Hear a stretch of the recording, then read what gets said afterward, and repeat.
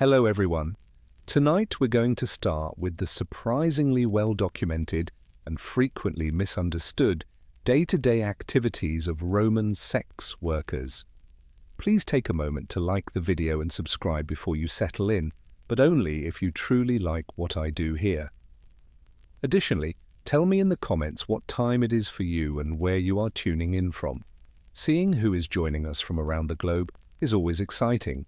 Let's ease into tonight's voyage together by turning down the lights and possibly turning on a fan to provide a gentle background hum. You find yourself in a room that is just big enough to turn around without bumping into a wall when you wake up, or more precisely, when you regain consciousness. And if your home was a broom closet and your profession included body oil, then congratulations. You live in a cellar, the ancient Roman equivalent of a work-from-home arrangement. Many working women in Rome were provided with these chambers on a regular basis. They were small, windowless rooms that used as both living quarters and workspaces, and they were found in brothels, lupinars, or stacked above pubs and bathhouses. Imagine it as a studio apartment created by someone who despises privacy, light, and air. Your mattress is filled with straw, may have been inhabited by fleas, and has a subtle scent of disappointment, smoking, and wine. There's a little oil lamp there if you're lucky, and it hasn't been taken. Your few belongings, a comb, some inexpensive makeup, and perhaps a bronze mirror if you're lucky, are stuffed into the corner as if they're sick of being here too. There is no plumbing, no running water, just a bucket that you try not to worry about. Taking a bath? Later, it will be a group activity at the closest public bathhouse where awkward eye contact is free and the water is shared. However, since your room doubles as an office and business hours are when someone knocks, bursts in, or yells through the door, there is no time for lounging. Indeed, privacy is a contemporary idea. Doors are ornamental and walls are ideas here in Rome. Most days start with a brief tidying up of the space, including removing any dust from the previous day, wine stains, and any misplaced sandals that the guests from the previous evening may have left behind. Next is the preparation, rouge, face powder, and enough scent to be considered combustible. You're attempting to outsmell the person in line behind you, not to smell nice. Not because it works, but because it's easier to pretend. You practice your most seductive half-smile in front of the golden mirror. Here in the cellar, every day starts the same way, crowded, hurried, and with just enough dignity to last until lunchtime. A customer once characterized you as wonderfully woke, and you're still feeling the emotional high from that. It's time to get ready for another day of pleasing clients and avoiding criticism after waking up in your glorified broom closet. First, though, hygiene, or what it was called in ancient Rome. Naturally, there isn't a private restroom. The wealthy are the only ones who can afford that luxury, and even they only had ambitious pots. Depending on your mood and tolerance for uncomfortable nudity, the closest public fountain or bathhouse is your best bet as a working girl in a city that reveres marble sculptures yet tolerates exposed sewers. You rinse your face with water, rinse your mouth with wine if you're feeling fancy, and pray the communal fountain hasn't been used to clean a chicken that morning if you're pushed for time. Which, let's face it, you generally are. Perhaps you have some natron, a salty cleansing powder that exfoliates your skin and boosts your self-esteem, but there isn't any soap. You might decide to visit the public baths, the great Roman equalizer, if business is slow and you have some spare cash. Philosophers, soldiers, businessmen, and that guy who shouts too loudly about his hemorrhoids, everyone is there.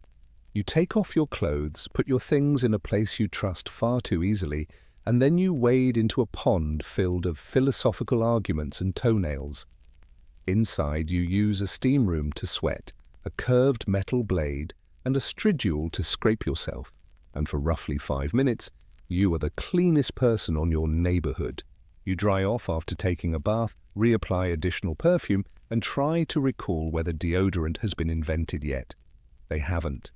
Kohl around the eyes, a touch of rouge for the cheeks and lips, and a small amount of face powder with a chalk base complete the appearance. to conceal the weariness, not to draw attention to your beauty. Before noon, clients don't want to see the woman who has already dealt with a sailor and 3 senators. They are looking for someone who doesn't smell like old lentils, mystery and intrigue. It's time to dress now that you've been cleaned, or at least sufficiently perfumed. Even though Roman society had many complex views on dress, there was one ensemble that was very unambiguous: the toga worn by women. Toga, indeed. We typically associate that flowing white robe with frat parties, senators, and emperors. Here's the twist, though. Wearing a toga was not a political statement for a lady in Rome. She was making a work-related one. It served as a visible advertisement for the message that I am amenable to negotiating and am not a respectable matron. The stola, a long, layered garment that said, "My husband controls my dowry, and I go to bed at 9, was worn by proper Roman women. Prostitutes, on the other hand, were legally prohibited from wearing the stola and had to wear a toga, which was typically short, flamboyant, and colourful, less Greek goddess, more apparent from the other side of the forum. Typically, the ensemble was paired with inexpensive jewellery, glass or bronze beads, and sometimes some statement earrings. Visibility, not elegance, was the aim. Subtlety is an unaffordable luxury when you're competing with 20 other women inside a 100-metre radius. Shoes, simple sandals, perhaps even barefoot, depending on the area and financial constraints. There was no emphasis on comfort. You will be standing, walking, and sometimes running away from a nasty client or an overzealous moralist for the most of the day. Hair was another story. Roman prostitutes regularly curled and painted their hair, sometimes wearing wigs, especially blonde ones, imported from Gaul. In Rome, blonde hair had a certain exotic appeal, similar to imported luxury soap, but more vibrant. Not to be overlooked are the last details. Cosmetics. Use heavy kohl eyeliner to draw attention to your eyes and pale face powder to contrast with red cheeks and lips. At the very least, appear less sleep-deprived. When you were dressed completely, you were unmistakable. That was the main idea. Your attire served as your business card in a city with a population of 1 million. Congratulations if it gave you a daring, scandalous, and financially accessible appearance. You were prepared for yet another great day of social criticism while actively receiving financial support from it. You're painted, clothed, scented, and, ideally, not too inebriated. The exciting part is about to begin. Making a lot of money in a city where everyone wants sex, yet seems surprised to learn that it's for sale. Marketing wasn't subtle in ancient Rome. There were no websites, no brochures, and most definitely no branding experts. You had to be noticeable, noisy, or immortalized in graffiti if you wanted customers. Ideally, all 3. First, let's talk about location strategy. If you were employed by a brothel or lupinar, your workplace was already designed to be visible. Brothels were frequently found next to baths, marketplaces, or bars. In other words, somewhere individuals may already be bored, sweaty, or easily influenced. Consider foot traffic optimization from the past. Wearing your best look-at-me attire, you would stand in the doorway and call out to people passing by with a mix of time-sensitive offers, flattery, and negotiating. In a hurry, 2 denarii. This may sound desperate, but it's true. The next girl over simply lowered her rate to 1 when the rent was due. It was all about roaming visibility if you were a freelancer. You might lurk about bars, ready to flirt with a drunken legionary who still had some money and dubious judgment, or you might hover around temples, for nothing shouts divine inspiration like temptation. But the strangest and strangely successful kind of Roman advertisement. Graffiti on walls. Yes, the creativity of ancient street marketing has been immortalized by Pompeii. Handwritten remarks such as Felicia, 2 denarii, very fast service, and Maritimus gave me the best time of my life were plastered on the brothel walls. These were old Yelp, not merely vandalism, unrestricted, unfiltered, and extremely public. Some ladies even paid a person to sign their name and specialization in a prominent place, generally on columns or close to pub entrances. Others delegated the writing to their clients, who wrote everything from ecstatic, laudatory verse to perplexed haiku about being stolen. One thing became evident from all of this. Marketing was just as important to a prostitute's survival as skill. Someone else was gaining the business if people were unaware of your identity, your prices, and your approximate level of enthusiasm. Because just like today, skill wasn't always the key to success in ancient Rome. It was simply better PR at times. You have thus promoted yourself. You've got the eyeliner, the clothes, and enough self-assurance to pass for cheerful.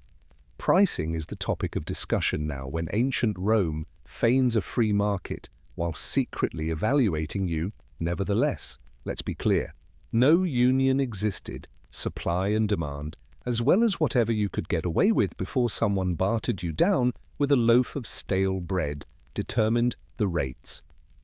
Prices may be as low as 1 or 2 asses for individuals who work on the streets or in less upscale lupanars.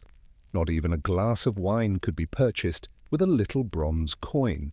Yes, some customers were paying less than what a good meal would cost.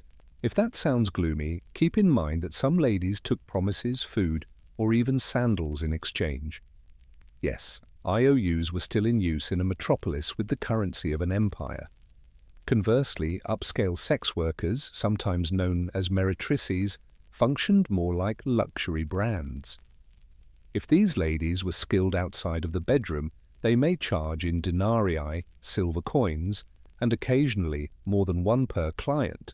Poetry, music, conversation, simple literacy, anything that gave a client the impression that they were hiring not just a business, but also a person with taste. There were also some prostitutes who had marketing specializations rather than architectural ones. Perhaps you were an expert at working with sailors, doing sexual dances, or reciting poetry while acting. Don't laugh, someone was undoubtedly inspired by Ovid. You got less interchangeable as your brand became more distinctive. There may or may not be a discount for returning customers. If you worked for a brothel owner or pimp, a sizable portion of your profits vanished before you saw a single coin, and it all hinged on whether they paid on time or smelled like sour cabbage. Some women were slaves, meaning they received only food, shelter, and the hazy assurance that they might eventually purchase their freedom if they were lucky enough to win the Roman lottery. They were not paid at all. Greetings from the Roman brothel known as the lupinar. Although it lacks luxury, the fact that it has walls immediately elevates it beyond working behind a tavern. It's a place of business, technically. In reality, it's a maze of poor choices and sweaty stone. The word lupinar is derived from the Roman slang word lupa, which means she-wolf, and was used to refer to a prostitute. Yes, your animal comparison was also your work title. At least it's consistent, even if it's not really empowering. The majority of lupinars were 2-story structures, sandwiched between bars and bathhouses, ideal for drawing foot traffic from bored sailors and senators who were half drunk. Inside you'll find a narrow hallway with small rooms, each with a thin mattress, a stone bed, and enough area to make you reevaluate your life decisions. For an open floor layout, use drapes instead of doors. Confidentiality. It was a possession of wealthy matrons. You may hear someone snoring through your shift wall and see wet linen. Of course, you're not alone. The Leno, pimp, or Lena madam, was a charming parasite that lived among a number of working women in a genuine lupinar. It was their responsibility to grab a portion of your revenue, make unfulfilled promises of repairs, and sometimes shout things like, clients range from nervous teenagers to sweaty legionaries and balding senators, claiming this was just a philosophical visit. Some went in and out more quickly than a denarius dropped. To be honest, it was worse when others attempted to discuss their poems. You would sit close to the entrance during downtime, shouting at oncoming pedestrians while wearing your best, I'm flirtatious, but dead inside expression. The majority of marketing was volume-based. $2! Today is a special day. I'll act as though I'm listening. Indeed, there was graffiti all over the walls. Lovefully carved onto the plaster are ancient Yelp reviews. Felix was present, twice, or Thai people have fun. Every now and then, someone would get creative and draw pictures. Rarely were proportions correct. But there was never a shortage of confidence. Although it wasn't glamorous, working in a lupinar was reliable. If you squint, you'd always have a front-row ticket to humanity's most bizarre parade, along with a bed and a roof over your head. Not all Roman sex workers were employed by lupinars. Some were consigned to the similarly glamorous world of bars or preferred it. The tavern was more like working in an outside startup, with more vomit and fewer stock options, if the brothel was a hectic office cubicle. Rome's best drunkards, merchants, off-duty soldiers, and men named Gaius with gambling debts congregated at taverns known as colpini or popini to drink, yell, and act as though they understood Virgil. The motto for the prostitutes who worked here was straightforward. Avoid the gropes, sell the charm, and serve the wine. Pouring watered-down wine into filthy glasses for folks who wouldn't notice the difference anyway was a common shift. You flirted with your other hand just enough to maintain the flow of denarii, but not enough to start a fight, unless that fight was amusing, in which case you should continue.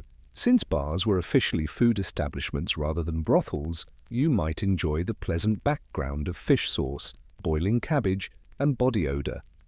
It meant you could upsell a customer, but it was also an aroma that stuck to your spirit and your tunic. I'll pretend you don't smell like garum for $2 more. The tavern was a table service brothel with some ladies working upstairs or in the rear rooms. Others maintained a more relaxed atmosphere by providing lap-sitting, companionship, and highly suggestive remarks such as, "Your toga looks clean." In Rome, this was well praised. Payment was frequently made right away. There was no credit. You have choices if a client attempted to postpone. The bouncer, typically a one-eyed, short-tempered, retired gladiator, could be grabbed, yelled at, or threatened. The benefit? There was increased foot traffic and, occasionally, better tips at taverns. The drawback? You worked as a hostage negotiator, therapist, and waiter all at once, and nobody paid you for your emotional labor. Naturally, there was also the never-ending music, yelling, clacking of dice, liar players attempting to win over women, and the sporadic dispute over who came up with democracy. Tavern duty was erratic, draining, and reeked of hopelessness. However, it covered the expenses. Occasionally, if the patrons didn't initially vomit on your sandal, there was always the street for the enterprising soul who was overconfident and had no connection to brothels. In Rome, being a freelance prostitute entailed balancing the roles of independent contractor and don't arrest me. Opportunities were abundant in the streets of Rome. Sewage as well. Prostitutes who worked outdoors were known as prostibuli, and they prowled the marketplaces, alleys, and sometimes the steps of temples, since nothing suggests divine intervention like giving a bargain outside a Venus shrine. Although dangerous, daylight hours were good for transportation. You had to deal with curious bystanders, inquisitive judges, and irate matrons who believed your presence was impairing their husbands' self-control. As a spoiler, it wasn't. You stood out by wearing bright clothing. Consider wearing wigs produced from imported German hair, short tunics, and gaudy jewelry. From across the Circus Maximus it was more obvious and less subtle. The objective was to get a client's attention before his spouse did. A precise ballet of flirting, timing, and avoiding being mistaken for someone's fugitive slave was required while approaching a possible consumer. Before the neighborhood vigils and street guards deemed your entrepreneurship to be a public disturbance, you would grin, admire his sandals, and casually indicate your rate. A couple customers were quite bewildered and only needed directions to the baths, while others, were kind and aggressively inexpensive. You soon discovered that you could distinguish between them mostly by the quantity of coins they jingled and the degree of eye contact. There was intense competition. You faced more than simply other prostibuli. You faced retired gladiators with a side business, inebriated party girls and free lovers. Everybody wanted to create a denarius. There were only your charm, your cunning, and your ability to walk quickly in sandals. No advantages, no security. Some depended on local tavern bouncers or carried tiny knives. Others merely prayed that the patrons tonight weren't philosophers who struggled with commitment. Nevertheless, the street environment had its benefits despite its mayhem. You didn't have to answer to a lino breathing down your neck. You established your own hours and pocketed your own income.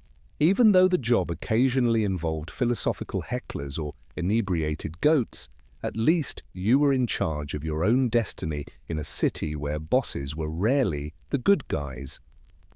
Allow us to present your least favorite client, the Roman tax collector, if you thought being a prostitute in ancient Rome was difficult enough. Indeed, the Roman Empire, great builders, Mediterranean conquerors, and toga's champions also created a special tax on sex workers.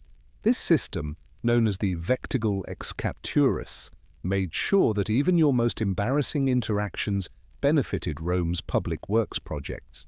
Congratulations! Another aqueduct has been made possible by your nightly services. Additionally, the tax was more than merely unauthorized pocket skimming. This was a state-approved system run by publicani, or professional collectors, who were in some ways both uninteresting and dangerous. They required cash payments, kept thorough records, and most likely assessed your perfume preferences while they scrawled on their wax tablets.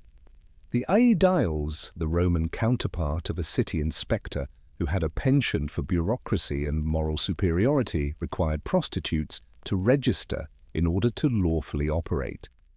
You were included to an official registry of sex workers upon registration. Consider it similar to joining a trade union, but without the perks and with a logo in place of a card. Indeed, some sex workers, particularly those who were enslaved, had their owner's name or other marks like lupa tattooed on them. Don't worry if you're wondering how that affected your clients. They didn't like the branding. It was done to make sure you couldn't subsequently act respectable, as well as the tax rate, location, class, and whether your clientele were depressed senators or cheap gladiators all affected it. However, it hurt every time. There was no deduction for existential dread, uncomfortable silences, or emotional labor. Instead, you paid either by the act or by the week, depending on the region. Although enforcement was sporadic, refusing to pay may result in penalties, incarceration, or employment bans, particularly if you were paying illegally or knew how to flirt with an aedile. Still, this tax made matters worse for a profession already beset by stigma. In essence, Rome was saying, "We don't like the way you live. Give us 10% as well." On the plus side, though, you could at least claim that your efforts were contributing to the construction of a new temple, most likely honoring a goddess who has yet to answer your prayers. Being a prostitute in ancient Rome meant that you were both legally permitted to exist and socially permitted to face constant criticism. Indeed, prostitution was taxed, regulated, and even registered under the law.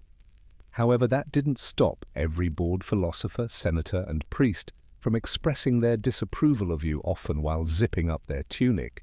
Enter the moral police, a large, unpaid network of senators, priests, matrons, and writers who all felt it was their holy duty to humiliate you while secretly enjoying the results of your labor. They are not an official squad with batons. The Roman Senate, a group of elderly aristocrats who supported the preservation of Roman virtue, which they usually defined as everything we're not caught doing, was at the top of the hypocrisy food chain.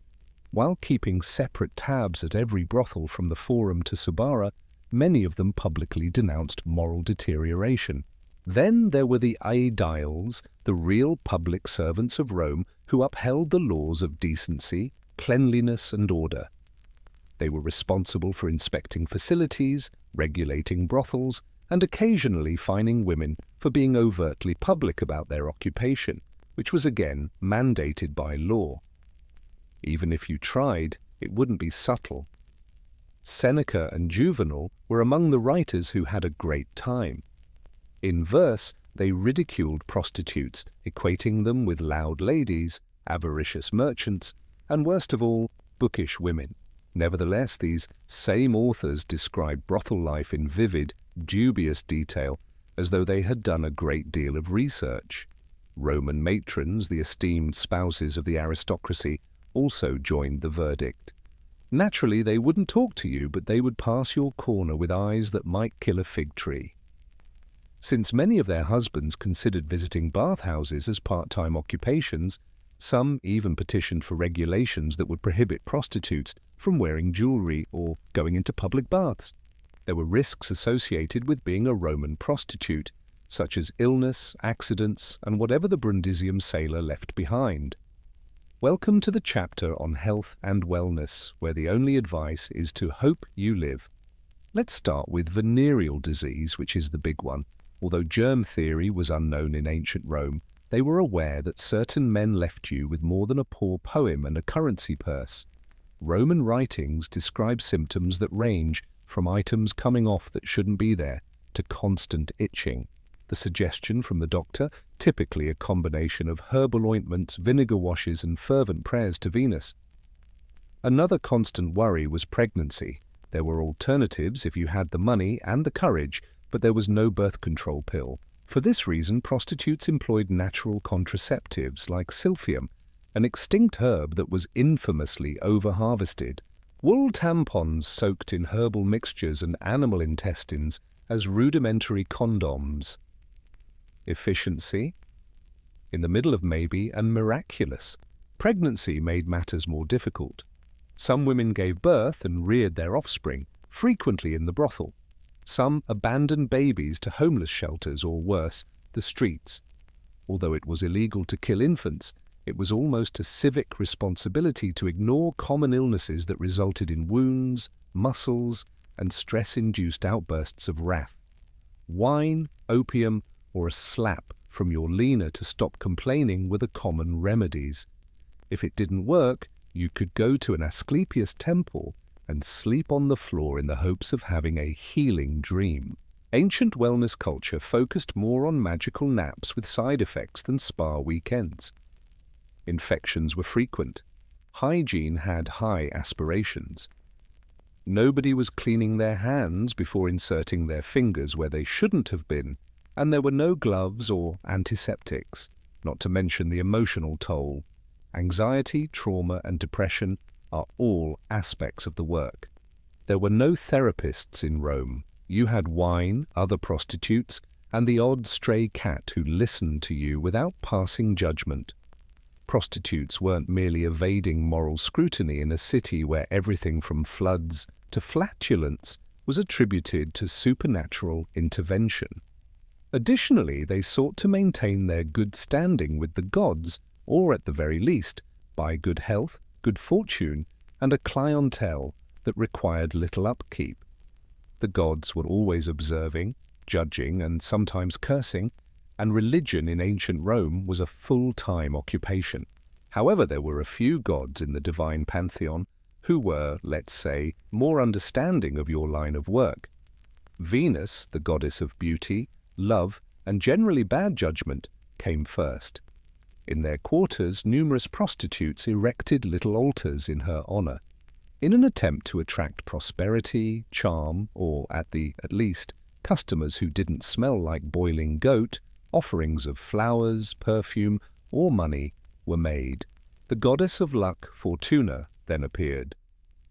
Fortuna was something of a huge deal, considering how erratic your daily income was, from a promise to 3 rotting grapes and a gold bracelet. A customer with too many rings and suspiciously clean sandals might enter, and you might whisper a brief prayer or wear a charm that features her likeness. However, religion wasn't all glitz and glamour. Omens, magical countermeasures, and superstition were all part of the darker side of belief, because you should always blame the spirits when in doubt. You would pay a professional witch to curse a rival prostitute's hairline, wrap red cords around your ankle for protection, or burn incense to ward off the evil eye. Refrain from laughing. Numerous depictions or cursed tablets resembling old Yelp retribution ratings have been discovered around Roman brothel areas. May she tumble in the street and fall in donkey dung. May her clients dry up, and may her tongue rot. Since, let's face it, your life was one big receipt, you might also pray to Mercury, the god of trade and transactions if you were slaves. Additionally, Libertas, the goddess of liberty, received a private altar and a somewhat more costly candle if you were fortunate enough to save money for freedom. This spiritual endeavor was not only customary, it was stylish survival. The gods were your human resources department when Rome handed you bad senators, illness, and judgment, always taking offerings mostly meaningless and sometimes beneficial. Roman prostitution was a complex place to find love. At worst, it was a financial liability in a tunic, and at best it was a pleasurable fantasy. After 3 glasses of wine and half a monologue about their mother, clients claimed to fall in love all the time. Some were attempting to obtain a discount, some were intoxicated, and some were sincere. Holding your hand like a poet, they would add, "But baby, I'm different." And although you were thinking about how much they still owed you, you would nod courteously. At least in appearance, several working women felt the same way. There was emotional effort included. Pretend his toga doesn't smell like misery while you listen and smile. You may even create something tangible with some clients, such as affection, attachment, or simply mutual tiredness. However, romance was always a risky diversion, particularly when you kept in mind that you were legally classified as infamous in Rome, which meant that you could not legally marry a citizen, even if you so desired. Despite this, many continued to try. There are stories of prostitutes falling in love with their regulars, promising them freedom, marriage, and a home with a garden, only to leave them the instant a more attractive woman passed by. Some customers truly loved their favorite friend, and they showered them with presents, poems, and sometimes even the formal process of releasing a slave known as manumission. There are such tales, but they were the exception rather than the rule. Real ties were more likely to form among fellow prostitutes. You shared the same lice, worked next to each other, and put up with the same taunts. Sisterhoods developed from some of these friendships. Others developed into discreet romantic relationships shielded from Roman patriarchy, which held that women could only fall in love with men who possessed a collection of swords. Naturally, you also told yourself falsehoods, such as that you would quit one day, that your best client would actually whisk you away, and that with a little more money, you would open a perfume shop in Ostia and never look back. Everyone in Rome had a fantasy, even if it wasn't true. Yours simply had lesser expectations and better lighting. Youth was the money and beauty, the exchange rate in the Roman world of sex trade. What transpired, therefore, when the client stopped staying, the flush subsided, and your joints began to pop more loudly than your earrings? Easy. You didn't vanish, but you did age. Some women were able to purchase their release from slavery and start anew by carefully saving money, or by some miracle having a client who had both money and follow-through. The luckiest opened bathhouses or pubs and let the next generation of desperate hopefuls stay in their quarters. Others became linii, the brothel equivalent of top management and madams. More yelling, little action. You didn't have to be young or attractive to be a slimmer. You had to be quick, threatening, and skilled at making threats about sandals and past due bills. You maintained the books, managed the timetables, and ensured that the drapes were not too gruesome. Customers were afraid of you, Employees feigned respect for you. When they saw you approaching, the eagles let out a sigh. Fortune-telling was popular among other retired prostitutes.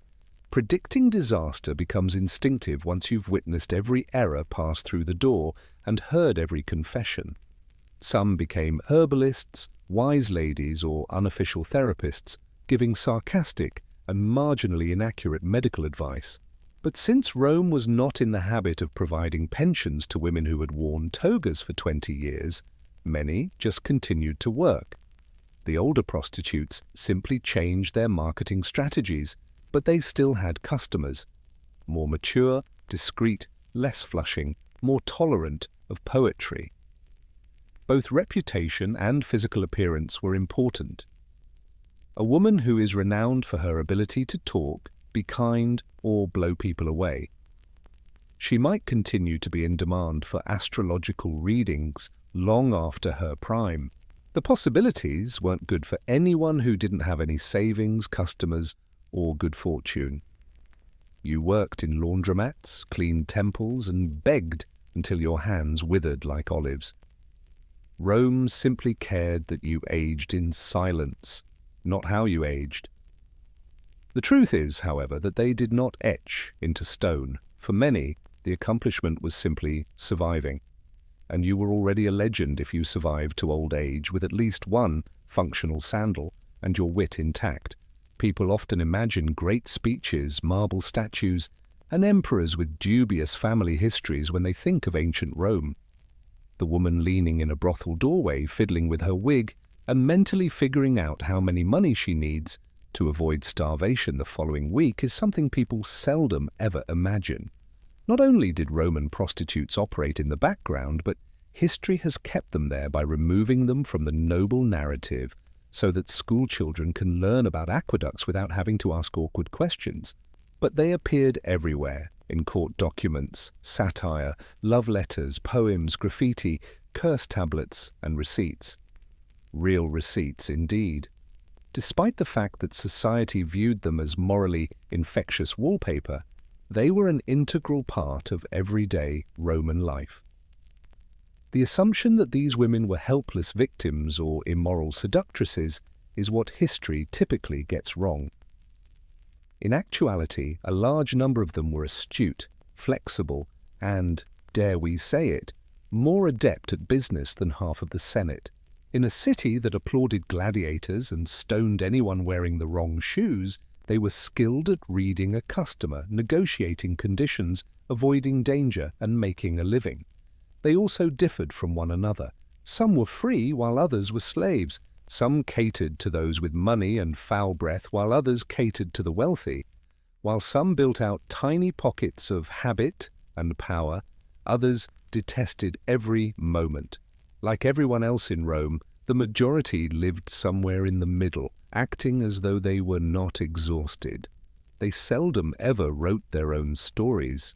Rather, they were recalled by moralists clutching their pearls, by poets searching for analogies, or by archaeologists piecing together the racist scrawls on Pompeii's walls. This is what's noteworthy, though. You can still see them. Laws and loopholes, sarcastic graffiti, stone sculptures, and casual references in love poems. Though not from reality, these women were removed from respectability. They survived while working, laughing, scamming, and crying. Faint ink on a crumbling wall, sans ornate graves or marble statues. Here was Maritima, and she was priceless. Therefore, keep in mind that every toga-clad philosopher had a working lady behind them, keeping the economy and the chatter going the next time someone waxes poetic about the splendor of Rome. Warfare was a constant in the Viking society, and with it came wounds from axes, severe cuts from swords, fractured bones, and burns from cold and fire. The Lecnia, the healer, was called upon to tend to the injured on the battlefield or in the hamlet. These people were well-respected members of the community who combined the spiritual traditions of Norse belief with the practical understanding of herbs. Among the most reliable herbs in a Viking healer's arsenal was Achillea millefolium, or yarrow. Throughout northern Europe, yarrow was commonly utilized because of its reputation for stopping bleeding. The leaves would be crushed and applied directly to wounds by Viking healers, either by themselves or combined to make a poultice. As a coagulant, yarrow helped to halt blood flow and stave off infection. Legends associated its potency with Odin himself, and it was thought to have sacred characteristics.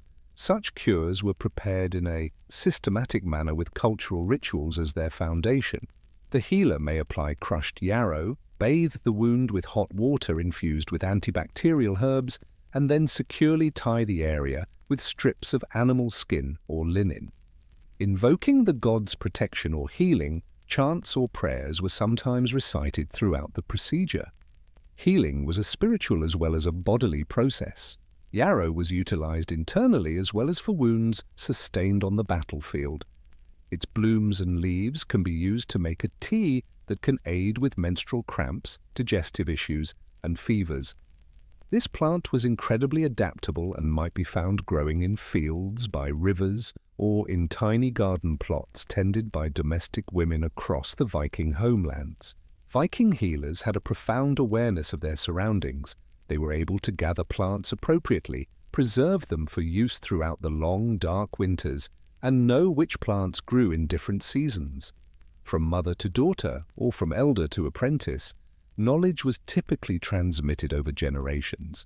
These customs combined the rich cosmology of Norse mythology with aspects of Germanic medicinal lore. The ability of the healer and the potency of plants like yarrow were vital for life and for preserving strength in a warrior-driven society in a world without hospitals or contemporary antibiotics. The Viking healers' fight against infection necessitated deeper treatments, while yarrow treated bleeding and superficial wounds. Angelica archangelica, a tall, fragrant plant with hollow stalks and umbrella-shaped clusters of greenish-white blooms, was one of the most prized herbs in this sense. It flourished in Scandinavia's frigid conditions and was so prized that long after the Viking Age was over, it was grown in monastery gardens.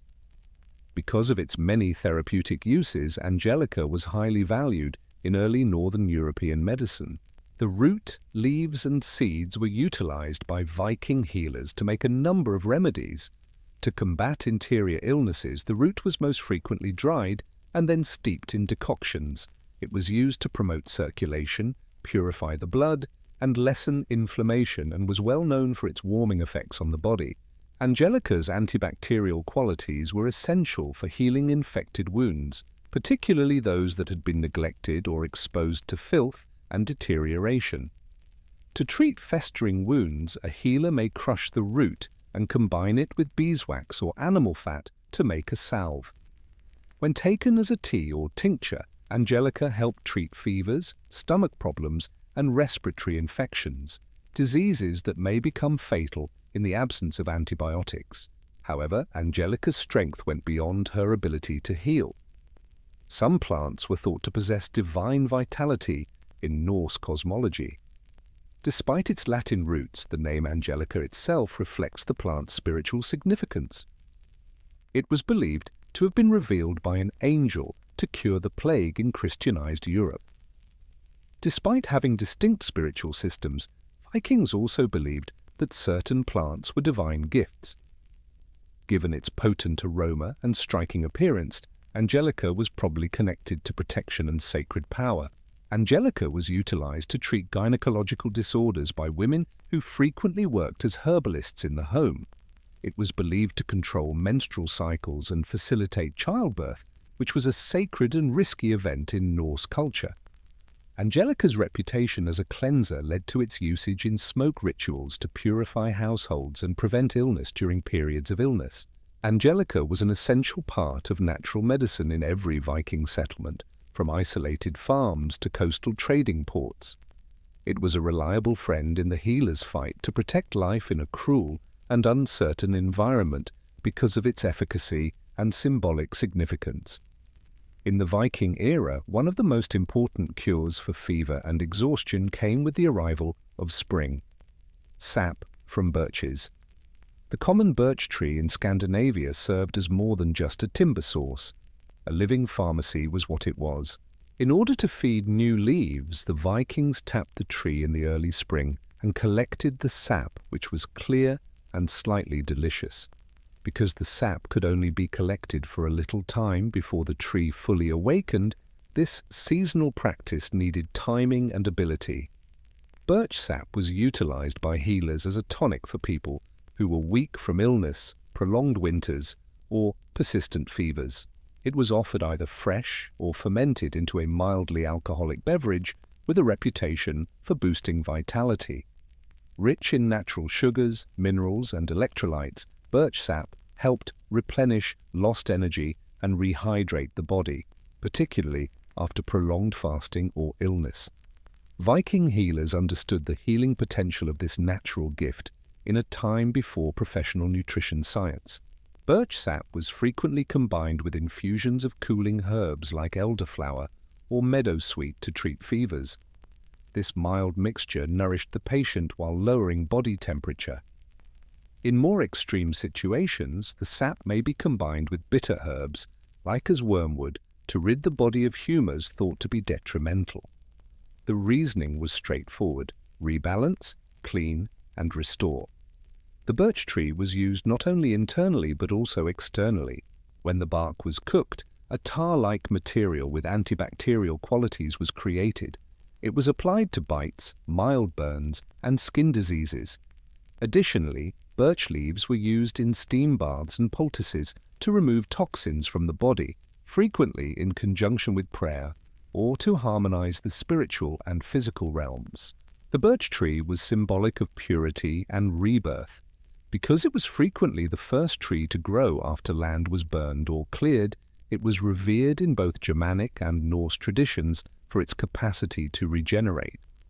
This concept was reflected in the use of its sap in medicine, which gave sick people new life and promised them recovery after adversity. Birch sap was a seasonal gem in the healer's profession, a clear, life-giving elixir that signified the year's change and the endurance of health in a harsh and frequently frigid region. Juniper was highly valued in Viking herbal medicine for its potent bodily and spiritual purifying qualities. The prickly needles and fragrant berries of juniper bushes, which grew in abundance in the stony soils of Scandinavia, were among the most reliable instruments in a healer's toolbox. Juniper was used to purify the body, the air, and even the spirit, whether it was burned, boiled, or brewed. Historically, juniper berries were used to treat urinary tract infections and as a diuretic. They boosted kidney function when taken as a tea or decoction, assisting the body in eliminating excess water and toxic materials. Because of this, they were particularly helpful in cases of edema, bloating, or persistent fevers. In an era without antibiotics, the berries' mild antiseptic qualities also enabled them to treat illnesses from the inside out. Juniper smoke was essential for respiratory problems. In an attempt to ward off illness, healers would burn dried juniper branches and allow the smoke to permeate a tent or a chamber.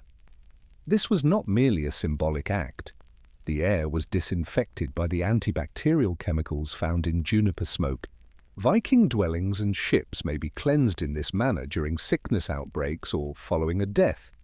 The practice, which excluded what could be seen and what could not, was both pragmatic and spiritual. Juniper branches were occasionally placed on the hot stones or added to the water in steam baths and sweat lodges, a custom common to many northern European tribes. The plant's pungent, energizing aroma filled the rising vapor, opening the lungs and causing profuse perspiration. It was believed that doing this would rid the body of pollutants and the soul of disharmony, restoring a person's connection to the natural cycles of health and nature. Ritual significance was also attached to juniper. Branches can be carried in little bundles by travelers for protection or draped over doorways to fend off evil. Its potent, earthy scent served as a metaphor for tenacity, and its use in healing served as a reminder that purification encompassed both bodily illnesses and invisible forces. Juniper wasn't just a cure for Viking healers. The guardian plant, which stood between the world's chaotic forces and the delicate human body, was a symbol of defense and restoration. One sip of tea or puff of smoke at a time, its strong berries and sharp needles kept sickness at bay. Meadow sweet, or Filipendula ulmaria, was one of the numerous herbs that Viking healers were familiar with, and it was prized for its capacity to reduce inflammation and alleviate pain. A mainstay of early Germanic and Norse herbal medicine, this aromatic plant with creamy white blossoms was found in moist fields and along riverbanks. Despite lacking contemporary language, Viking healers understood that certain plants might reduce fevers, ease pain, and promote a more gradual healing process. Meadow sweet was frequently used to alleviate digestion issues, joint discomfort, and headaches. In a harsh climate where physical labor and exposure were commonplace, the flowers and leaves were dried and steeped to make teas that were administered to patients who had fevers or general discomfort. The herb's calming properties make it a vital treatment during sickness and convalescence. The Vikings were unaware that meadowsweet contained substances resembling salicylic acid, the precursor to aspirin today. Its inherent capacity to relieve pain explains why it was so popular and successful. The effects were known, but the chemistry was unknown to healers. Less discomfort, less swelling, and a lower fever. During the winter, when colds, joint pain, and respiratory infections were common, these advantages were especially crucial. Meadowsweets were thought to be a mild remedy for heartburn, nausea, and stomach cramps. In order to provide a more comprehensive therapy, it was occasionally mixed with other herbs, such as mint or chamomile, if they were available, and its relaxing qualities assisted in settling the stomach. Because of its pleasant aroma, the plant was also a reassuring addition to healing practices, which frequently combined the therapeutic and the sensory. The function of meadowsweets extended beyond mere physical recovery. It was linked to the natural cycles of life and death, development and decay, by its delicate, almost ethereal presence. Like many Viking medicines, its use might have involved symbolic actions like placing its blooms close to the sick, or including it into funeral ceremonies to make the transition to the afterlife easier. Sweet-smelling herbs are described as gifts from the gods or spirits of the land in certain sagas and later folk legends. Meadowsweet was a silent but effective ally in a society that valued strength but recognized the need for healing. It aided in the recovery of youngsters, the rest of warriors, and the consolation of the elderly in their last years. It was among the healer's most dependable and gentlest instruments. In addition to being used as a medical herb, mugwort, Artemisia vulgaris, was also used as a spiritual instrument by Viking healers. Mugwort was one of the most revered plants in Germanic tradition, and it was well known throughout northern Europe for its bitter scent and silvery leaves. Mugwort acted as a link between the physical, mental, and spiritual realms in Viking society, where healing was never merely physical. Mugwort was used medicinally to treat a variety of conditions. It relieved fatigue, irregular menstruation, and stomach issues. Its leaves were used to make a tea that helped with liver support, hunger stimulation, and stomach pains. Mugwort was especially used by Viking women to help with delivery and cycle regulation. Understanding these medicines was essential for the healer's survival throughout pregnancy and childbirth in a society without midwives or official obstetrics. Mugwort also soothed the nervous system because of its strong nervine qualities. It was believed that mugwort tea or smoke might safeguard the mind and restore inner equilibrium for warriors who suffered from insomnia or nightmares. Burning dried mugwort at the bedside or placing it under the pillow could help restore sleep, which was frequently disrupted following illness or conflict. This was more than just superstition. It is true that many fragrant plants have minor sedative properties. However, mugwort was closely associated with ritual and magic in addition to its medical applications. Mugwort was employed in ceremonies by Viking healers and wise women, known as valur or seidkunur, to evoke visions, protection, or dreams. In the Norse practice of trance magic and prophecy known as seidur, it was occasionally burned during ceremonies. It was thought that the rising smoke could fend off evil spirits or carry petitions to the gods. Mugwort may also be used by healers in times of emotional hardship, seasonal transitions, or solstice rites. Mugwort might be placed on the body during healing ceremonies, carried in a bag when traveling, or hung over the door for protection. It was employed when the body or soul was in transition because of its potent vitality and harsh aroma, which made it a plant of thresholds. Mugwort meant more than just a herb to the Viking healer. It was a long-standing ally that stood at the nexus of magic and medicine, helping the ill to heal physically as well as spiritually by bringing them into harmony with the gods and the world. Garlic, or Allium sativum, was one of the Viking healers' most useful and potent cures. Garlic was not indigenous to Scandinavia, but it had been traded throughout Europe for a long time. It is possible that early contact with the British Isles, Frankish lands, and Eastern markets brought it to the Viking realm. Early Norse medicine relied heavily on it because of its powerful therapeutic properties and rich aroma, particularly for parasites, infections, and disease prevention. Although not fully understood by science, garlic's antibacterial and antifungal qualities were widely recognized. Crushed garlic was used in poultices by Viking medics to cleanse wounds and stop them from festering. This was especially crucial for wounds from travel or combat. Garlic can relieve inflammation and kill harmful bacteria when applied directly to injuries. In an era when even little wounds may become fatal, this painful treatment was successful in preventing deeper infections. On the inside, garlic was frequently consumed raw, ground into pastes, or steeped into potent infusions. It was thought to warm the body during sickness, cleanse the blood, and boost the immune system. Garlic was a useful tonic during the severe northern winters when colds, fevers, and coughs were common. It was occasionally mixed with honey, another antibacterial, to improve its therapeutic effects and make the potent flavor more tolerable. Additionally, intestinal worms, which were prevalent as a result of inadequate sanitation and frequent contact with cattle, were treated with garlic. To cleanse the body, little dosages of a vinegar and garlic mixture were given. In Norse healing traditions, its metaphorical weight came from its link with vigor and its potent cleansing properties. Garlic was thought to ward off bad spirits and evil powers outside the body. Braided garlic may be hung by householders or healers in sleeping quarters or next to doorways, not only to prevent illness, but also to shield against invisible threats, particularly during illness, conflict, or childbirth. It functioned as a spiritual defense as well as a medical cure. Garlic served as both a daily defense and a remedy for Viking warriors. Some people are thought to have eaten it in preparation for attacks or expeditions, seeing its fire and strength as a shield inside their bodies.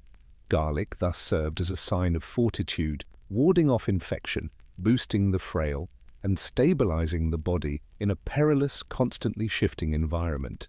The stinging nettle, Urtica dioica, was more than just an annoyance during the Viking era. It was a power plant. In Norse medicinal traditions, nettle was considered one of the most valuable and esteemed herbs, despite its excruciating sting. It was widely available to both households and healers, since it grew in profusion in meadows, along the edges of forests, and close to communities. It had many therapeutic uses, and its ability to withstand adversity reflected the Vikings' admiration for fortitude and tenacity. Nettle was mostly utilized to cure blood and vitality-related ailments. Nettle teas or broths were made by Viking healers to treat general weakness, iron deficiency, and exhaustion. Nettle, which was high in iron, calcium, and vitamin C, served as a natural tonic and was particularly useful during the long winter months when food was limited and disease was easily spread. Nettle was frequently administered to youngsters recovering from fever or warriors recuperating from combat to help them regain their vitality. After being roasted or dried to lessen their sting, the leaves were brewed into infusions. These beverages were thought to encourage the body to get rid of toxic substances, improve circulation, and purify the blood. Nettle also had a mild diuretic effect, which made it helpful for treating joint discomfort and fluid retention, which are prevalent problems among senior community members and laborers. Nettle was occasionally employed in unexpected ways in external treatments. Urtication was a technique used to increase circulation and ease stiff muscles or arthritis by hitting aching limbs with fresh nettle stalks. It was thought to revitalize cold or rigid parts of the body, despite the pain. This approach was based on generations of observation and faith in the plant's energizing qualities, even though it was unconventional by today's standards. Beyond medicine, nettle had other useful use. Especially when flax or wool were in short supply, its fibers were utilized to manufacture textiles, fishing nets, and rope. Nettle's dual purpose of sustaining daily life and feeding the body made it an integral element of Viking culture. Nettle was a plant that represented tenacity.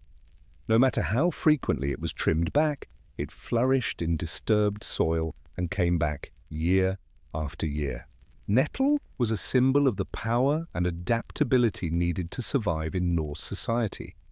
It served as a reminder to the healer that even the most unpleasant plants might be therapeutic, and that sometimes the things that initially appeared to be detrimental can have great power. During the actual era, Viking herbal medicine was never documented in official documents. Rather, it existed in the spoken word, in mother-daughter chants, in the gestures of wise women, and in the silent labor of healers who combined observation, tradition, and faith. These customs created a corpus of the knowledge that was firmly anchored in Norse cosmology and the natural world. In the Viking civilization, treating illness meant more than just curing the body. It meant bringing the individual, the household, and the invisible threads that bound them to the gods back into harmony. Viking healers made use of the resources that the country offered.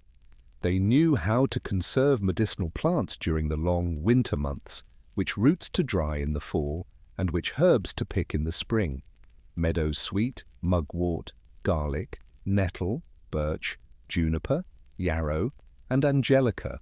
Although each had a distinct role, they were all a part of a broader framework for comprehending the body in balance with nature. Yes, there were physical treatments, but there were also symbolic ones. One could see illness as an imbalance between the visible and invisible worlds, a challenge from the gods or a disruption in fate. Women were essential in preserving and disseminating this knowledge. Families and communities were cared for by female healers in longhouses and farmsteads. Some assumed more specialized positions, such as the volur, who were frequently called upon in times of crisis, and were seers who combined prophecy with healing. Sacred herbs, spiritual rites, and invocations of supernatural beings such as Frigg, Air, or Freya were frequently incorporated into their work. Healing was an active connection between the mythological world and mortal existence, not merely a duty. Much of this oral heritage vanished or was incorporated into new religious frameworks as Norse paganism grew and declined. Some of the plants and methods were taken up and maintained by monasteries, while others vanished or became enmeshed in superstition and terror. However, there are still remnants of Viking herbal therapy in contemporary herbalism, Scandinavian folk healing, and the resurgence of interest in traditional plant knowledge. The worldview that Viking healers kept is just as important as the plants they employed. That wisdom frequently rests in the hands of people who listen to the earth, that healing is both physical and spiritual, and that nature is powerful. In the winter of 1412, Joan of Arc was born in the sleepy northeastern French village of Domremy, which was tucked away from the political disturbance. Northern France was caught in the crossfire of the 100 Years' War, which had already raged between England and France for decades. The daughter of Jacques d'Arc and Isabelle Romay, pious peasants who brought up their kids in the Roman Catholic religion, Joanne was born into this turmoil. Her family led a modest life. They lived off of farming, had a tiny plot of land, and a few animals. Like the majority of the girls in her class, Joan was not taught to read or write, but she was well known for her diligence and strong religious beliefs from a young age. She grew up mostly helping out around the house, taking care of the sheep, and going to church. She lived in a modest and deeply religious society. Someone who had already devoted hours to prayer and reflection might hear the voices she would later claim to hear. Although officially belonging to the French crown, Domremy itself was a disputed region because it shared a border with Burgundian territory which was aligned with the English. Violence was always a threat. Occasionally, Anglo-Burgundian forces would raid the area, damaging homes and crops. Joan would have been raised on tales of saints and warriors, of monarchs and traitors, of bravery and failure. Her early years were marked by unpredictability, anxiety, and a need for tranquility. Despite the terror that pervaded France, Joan had a sense of belonging during her early years. Her neighbors characterized her as pious, kind, and unusually serious for her age, and she was well regarded in the village. She would subsequently assert that her heavenly mission started in a local chapel devoted to the Virgin Mary, where she frequently worshipped. The emotional and spiritual groundwork for the future was established throughout these years. The fields and churches of her village, rather than the royal court, were where she developed her religion, her devotion to the monarch, and her sense of purpose. Nobody could have predicted that this peasant girl, who was uneducated, unknown, and only a teenager, would one day stand in front of kings, command armies, and take on the power of empires. Joan of Arc was 13 when she underwent a permanent transformation. She subsequently claimed that she had a vision in the summer of 1425 while she was by herself in her father's garden, accompanied by a voice that seemed as though it were from another world. She was scared at first. Alongside the voice, which was bathed in a brilliant light, she recognized the appearance of 3 strong Catholic saints, Saint Michael, Saint Catherine, and Saint Margaret. Over time, the clarity and intensity of these images would increase. The message was unambiguous, yet remarkable. God selected her to aid in the rescue of France. Her supernatural mission was to expel the English from French land and to guarantee that Charles the Dauphin was crowned the legitimate King of France. For a young peasant girl who had no formal education, no military experience, and little social standing, it was a startling realization. At first, Joan didn't tell anyone because she feared punishment or incredulity. She kept the visions to herself. However, the voices continued to urge her to take action. She grew more and more certain that her purpose was genuine during the ensuing years. She felt that her obedience and purity were necessary to carry out God's will, so she started to dedicate herself even more to prayer, fasting, and religious discipline. France's military and political circumstances had deteriorated by 1428. Much of northern France had fallen to the English, and Orléans, a crucial fortress, was besieged.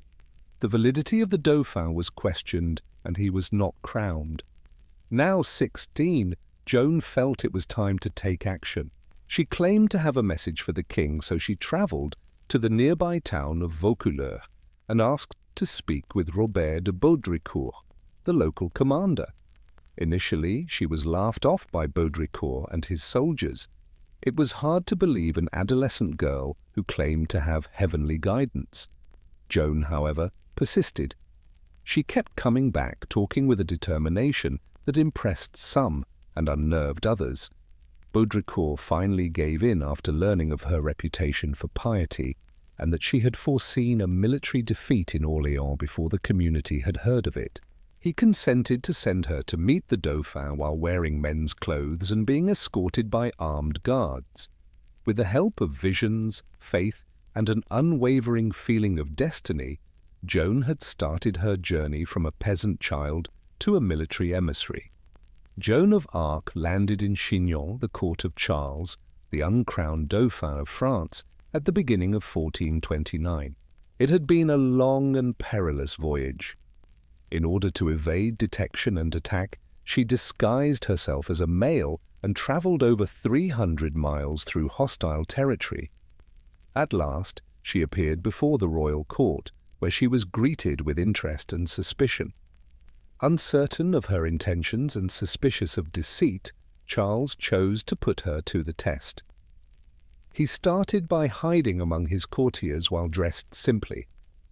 Joan, who had never seen him before, recognized him right away and spoke to him straight. The witnesses were shocked. She allegedly revealed information to him about a private prayer or secret doubt that only he and his closest aides would have known. It was the first indication to many in the court that something unexplainable was going on. Charles was wary, though. He had theologians and ecclesiastical officials at Poitiers study Joan. She was questioned for weeks over her theology, morals, and visions.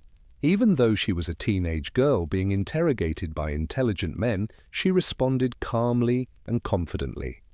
Since it was thought that her purity was necessary for her divine mission, her virginity was put to the test. Despite her lack of formal education, the examiners praised her exceptional character and intelligence and found nothing heretical in her arguments. The counselors to the palace decided that she might be transported with the troops to Orléans. However, Joan first asked for a symbolic item that would indicate that she was a divine ambassador in addition to being a soldier. She requested a banner. She was given a white banner with the words Jesus Maria and an image of Christ stitched on it. She declared that she preferred the banner over the sword and carried it into every fight, making it her most prized possession. In addition, she received a sword and a special white armor outfit, which she said she was guided to find behind the altar of a chapel in Sainte Catherine de Fierbois by supernatural intervention. Joan was ready to march toward Orléans with her armor, banner, and a company of troops. Young, inexperienced, and completely persuaded that God had sent her to save France, she was only 17 years old. One of the most illustrious military campaigns in European history would begin when she arrived at the besieged city. The English had been besieging Orléans for some months by the spring of 1429. Its destruction would have allowed access to the center of France and probably led to the breakdown of French resistance. Supplies were running low, morale was poor, and the Dauphin's cause was on the verge of defeat. Then came Joan of Arc. On April 29th, she arrived in the city to roaring applause from those who thought she was a divine miracle. She swiftly rose to prominence as a representation of hope and divine favor while riding a white horse and wearing white armor. Her presence gave the French soldiers and civilians new life. Joan spoke boldly and authoritatively, encouraging swift action against the English defenses despite her lack of professional military training. At first reluctant to obey a young peasant girl, French officers were eventually won over by her conviction. Joan argued that her voices had promised success and advocated an aggressive approach. She rode into battle with the soldiers despite her youth, frequently putting herself in the most hazardous situations. Others were motivated to battle with newfound vigor by her bravery on the field. The French launched a series of offensives to break the siege over the course of a week. Joan rallied the troops with chants of faith and determination while brandishing both her sword and her banner. She was injured when an arrow struck her shoulder during the attack on the castle of Les Tourelles. After having the wound bandaged, she refused to back down and kept pushing the guys ahead, returning to the field. The English eventually broke the siege and retreated on May 8th. It was a spectacular win that altered the course of the conflict. The English forces had suffered a crushing defeat at the hands of the French for the first time in years. There was no denying Joan's role. The tide had been turned by her spiritual power, boldness, and leadership. There was more to the Orléans victory than just military prowess. It marked a sea change in French national consciousness.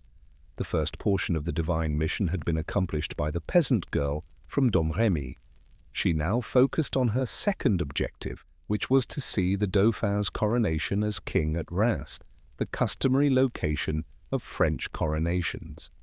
The process of gaining legitimacy had started. Once the siege of Orléans was over, Joan of Arc's focus moved to the crowning of Charles the Dauphin, a considerably more symbolic goal. This was more than an incident in her visions. It was an order from God. Reims, where French kings were traditionally anointed with sacred oil, was the required location for Charles's coronation. However, Reims was located deep within an area ruled by the English allies, the Burgundians. Joan and the French army would have to march through hostile territory to get there. Joan was determined despite the danger. She felt confident that God had made the way clear, and even the wary Charles started to be swayed by her belief. Momentum was on their side following a string of triumphs down the Loire Valley, including the engagements at Jargeau, Monsieur Loire, and Beaugency. As towns fell and morale rose, the army grew stronger. By July of 1429, Joan embarked on what would become known as the coronation journey with the royal court. Castles and cities opened their gates without opposition along the route. Word had gotten around about Joan's amazing achievement. Many thought that to oppose her was to oppose the will of God. There was an air of invincibility about her presence in the army, young, resolute, and riding beneath her white banner. The French army arrived in Reims on July 16th. The authorities of the city reluctantly gave up in peace. The following day, Charles was crowned King Charles VII of France inside the Cathedral of Reims. Joan held her banner high as she stood next to him. She saw it as the realization of the prophecy her voices had given her. For Joan, as well as the new king, the coronation was a moment of victory. She had risen to lead armies and to crown a monarch's head from a small village. She was viewed by the populace as God's chosen messenger, in addition to being a heroine. The fight had changed from a political conflict to a spiritual cause because of her presence, but victory also brought conflict. Some people questioned Joan's continued power now that Charles was crowned. The focus shifted back to politics. Joan was not done, but she had done what she had been called to do. The next thing she wanted was to move forward and take back Paris. However, the backing she used to command so effortlessly was starting to falter. Following her coronation at Reims, Joan of Arc advocated for a daring new goal, the liberation of Paris, which was still ruled by the English and the Burgundians. Regaining the French capital was more than simply a political imperative for Joan. Her holy purpose included giving France back to its legitimate ruler. Her urgency was not shared by everyone either.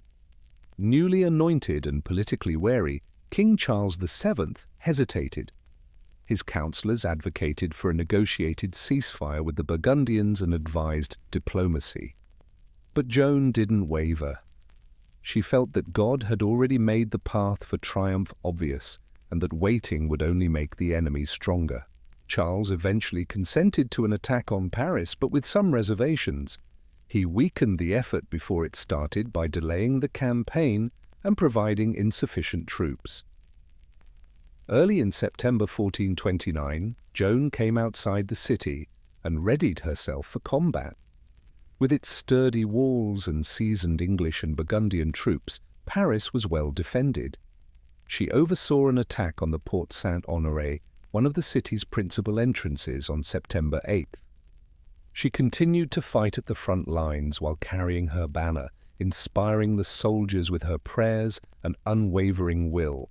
The combat was intense. The defenders rained stones and arrows down. Joan was injured by a crossbow bolt in the thigh, but refused to flee the battle. She called for another charge and kept leading the fight from behind the lines. However, the assault paused. Despite Joan's protests, Charles's commanders ordered a withdrawal as nightfall approached, and the number of dead increased. The thwarted attack on Paris represented a turning point. Joan started to have her reservations. She began to lose sway over royal policies. She was no longer as important to Charles, who was now king. Political interests, dread of creating further war, and suspicion of Joan's spiritual authority began to eclipse her earlier achievements. Joan, however, was unfazed. In the months that followed, she led several small-scale campaigns and took towns like Saint-Pierre-le-Moutier and La Charité, frequently using gifts from supporters to fund her own activities. But the tide was shifting. Her idea of complete triumph ran counter to the king's growing prudence. Despite her injuries, her waning support, and the rising political isolation, Joan remained confident that her mission was not yet accomplished. Until France gained its independence, she would not stop. But danger and treachery were lurking in the shadows.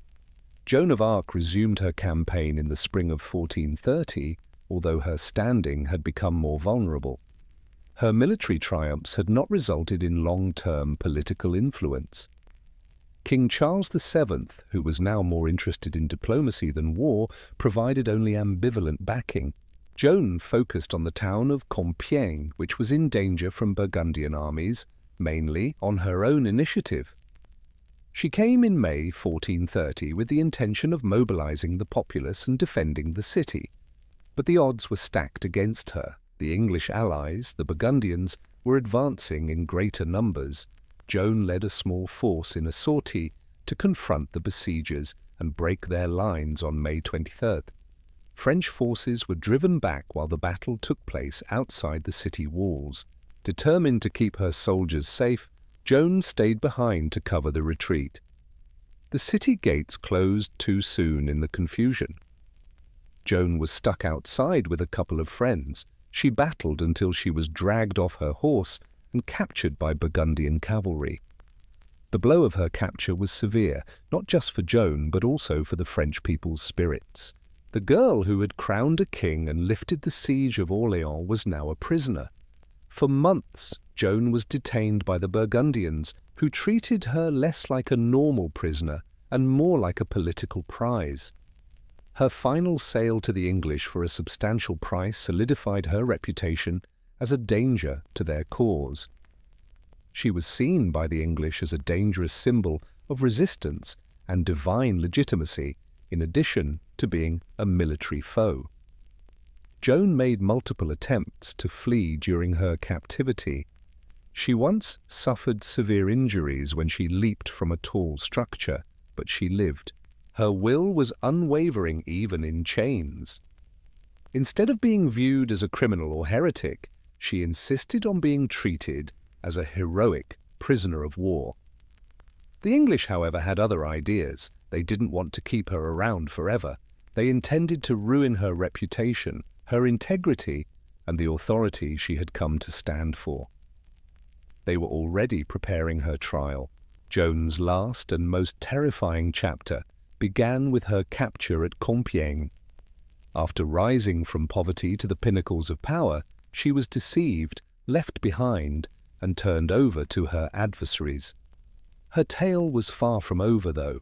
Joan of Arc was taken into English hands and taken to Rouen, the English administrative centre in occupied Normandy, following months of being held by the Burgundians.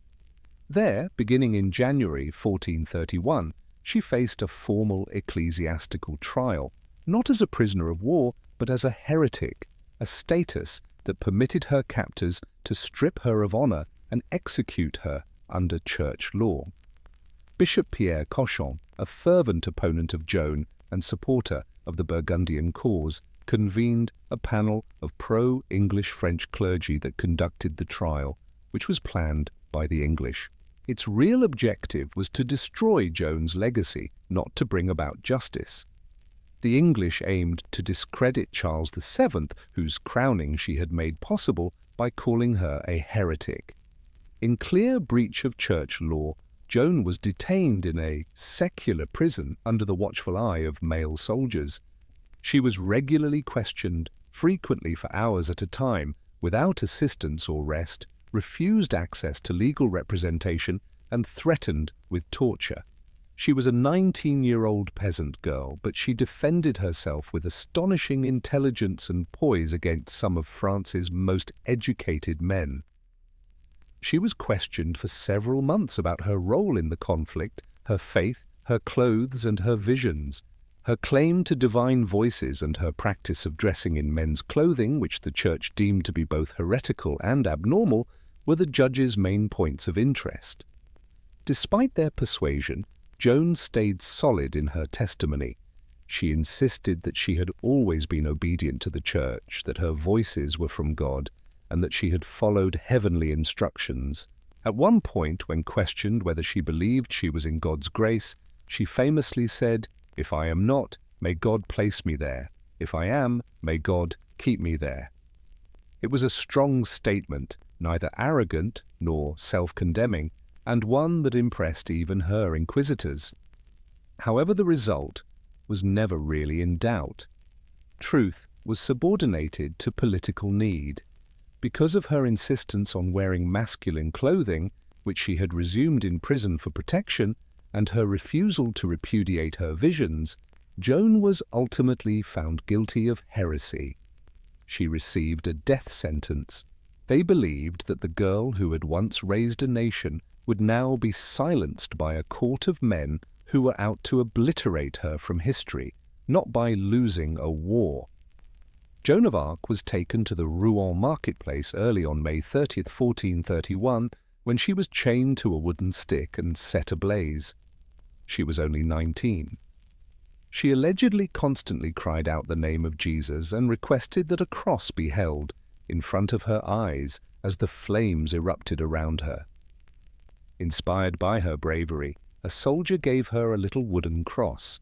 According to witnesses, she approached death with composure.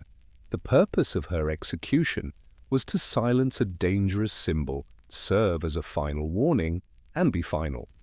However, the reverse resulted. Joan became a martyr rather than being forgotten.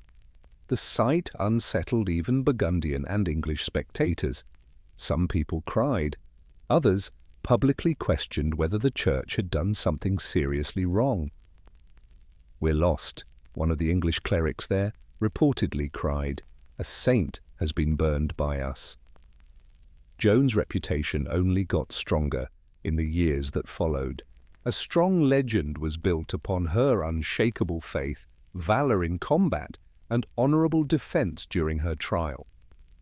25 years after her death in 1456, Joan's trial was ruled unlawful after a thorough examination ordered by Pope Calixtus III.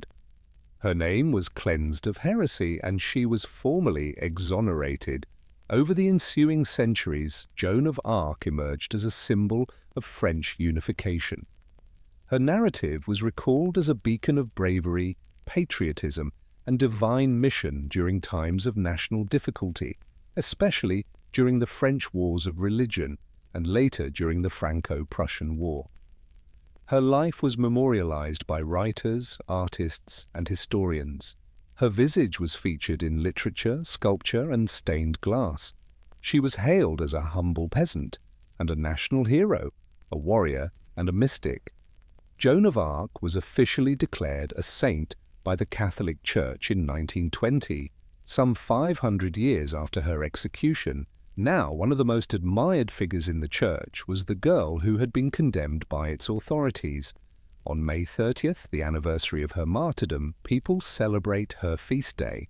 Joan of Arc is still regarded as one of the most famous people in history. Every expectation was defied by her life: saint, warrior, peasant, prophet, and prisoner.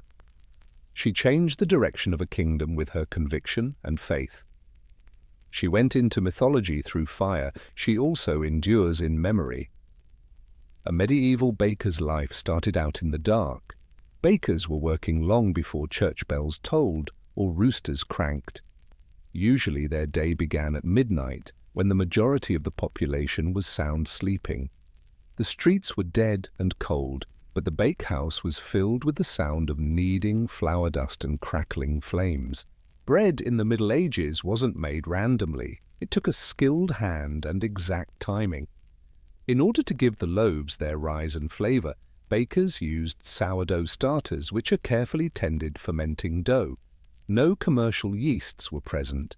Feel, smell, and experience were used for everything. The flour had its own distinct character depending on the area, time of year, and grain quality. It was frequently coarse and ground at a nearby mill. To stretch their supply of flour, some bakers even combined bran, barley, or beans. They drew water from public fountains or wells.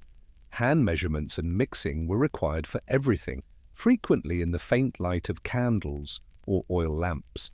The dough needed to be kneaded until it achieved the proper texture, which required strength and repetition, and the mixing basin was typically made of wood. For the dough to properly rise during the colder months, it needed to be kept warm with cloths or close to the hearth. Long before baking, the oven, typically a big brick building with a dome, had to be heated. Until the walls generated enough heat to bake multiple loaves of bread, bakers would burn bundles of wood inside. Before sliding the loaves in, the oven floor was wiped off with a moist towel or a wooden peel, and the ashes were carefully scraped out. The bakers had already taken their first bread from the oven as the town awoke, with merchants erecting their stalls and church doors opening for morning mass. The air was heavy with the aroma of warm bread. It was the aroma of daily survival and nutrition. Bread was the main component of every meal for many people in the medieval era, but it was only the beginning for the baker. It was necessary to serve customers, make deliveries, and maintain records. There wasn't much time for relaxation once the ovens had cooled, and the counters had been cleared since the dough for tomorrow needed to be mixed before the moon set once more. The baker's job in medieval communities never really finished. A baker required more than simply wheat and fire to become proficient in the everyday rigors of medieval baking. They used a reliable set of instruments that had been honed over many centuries of use. Although the bakehouse itself was frequently a straightforward building made of stone or wood, it was a specialized world within. Every object had a function, and effectiveness may spell the difference between reward and penalty. The oven was the center of any bakery. These were huge, dome-shaped structures that were usually made of clay or brick and were intended to hold heat for hours. The oven took a while to heat up. Inside, bundles of wood, typically beech or oak, were burned until the walls radiated the perfect warmth. A peel, a long-handled wooden paddle that allowed bakers to slide loaves deep into the hot chamber without burning themselves, was then used to load the bread and scrape off the ashes. Another necessary item was the kneading trough, which was either constructed from hefty planks or carved from a single block of wood. Because these troughs were low and wide, bakers could lean into their work. Larger bakeries occasionally had multiple troughs operating simultaneously to meet demand, and the dough was mixed and processed by hand. Although crude, measuring instruments were essential. Although the consistency varied, the majority of bakers employed wooden scoops or hand-carved measures for salt and flour. There were few scales, and municipal officials or local guilds frequently enforced accuracy. Underweighting loaves to defraud clients could result in severe fines or worse. Water was transported in buckets from wells or streams, and flour was kept in wooden barrels or cloth sacks. Particularly in more affluent locations where affluent customers demanded finer bread, some bakeries also had sieves to remove husks or detritus. However, the poorer classes typically used coarser flours. The bakers calloused, seasoned, and years of repetition-trained hands were perhaps the most valuable instrument. They could tell when a loaf was just starting to sing its last crusty notes, when the dough was ready, and when the oven was hot enough. Before the following day, everything needed to be cleaned and ready. Despite their seeming simplicity, the instruments were a part of a greater rhythm, a cycle of work, skill, and heat that turned grain into bread that could feed life. Bread was more than just nourishment in the medieval era. It served as the basis for all meals and served as a social class indicator. Not all bread was made equal, but almost everyone consumed it on a daily basis. Your diet revealed a lot about your personality. The finest bread, referred to as manchette or white bread, was requested by the wealthiest residents, aristocrats, clergy, and successful businessmen. This fluffy, pale, and pricey bread was made from carefully sifted wheat flour. Its production involved additional work, grinding, bran filtering, and employing only the finest grain components. It became extremely expensive because to this labor-intensive process, making it unaffordable for the average person. Wheaten or ravel bread was the norm for both tradespeople and townspeople. Although it was still produced from wheat, it was more nutrient-dense, slightly darker, and less refined. Bakers sold it in larger quantities than manchette because it achieved a balance between price and quality. To stop bakers from taking advantage of the needy, laws in some places required that this bread be sold at a set weight and price. However, maslin, or black bread, was available to the impoverished, laborers, peasants, and beggars. It was typically baked from a combination of rye, barley, oats, and whatever else was on hand. This bread was gritty, dense, and occasionally bitter. Bakers may even expand it with chestnut flour, beans, or peas during difficult times. Yes, it was gratifying, but it also served as a reminder of one's social position. Bread in monasteries differed according to the order. While larger institutions prepared superior white bread for visitors and senior clergy, other monks consumed basic loaves in accordance with their vows of poverty. Bread served as a social tool as well. Rich nobles used trenches, which are thick slices of stale bread, as plates during feasts.